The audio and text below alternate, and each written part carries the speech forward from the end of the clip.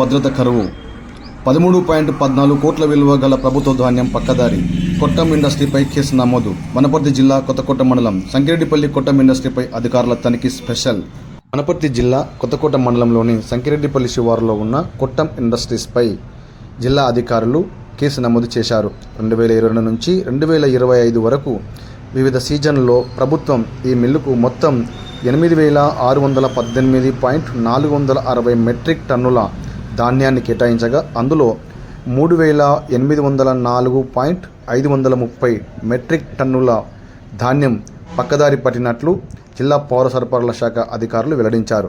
ఈ అక్రమానికి సంబంధించిన ధాన్యం విలువ సుమారు 13.14 కోట్ల రూపాయలుగా అంచనా వేసినట్లు తెలిపారు.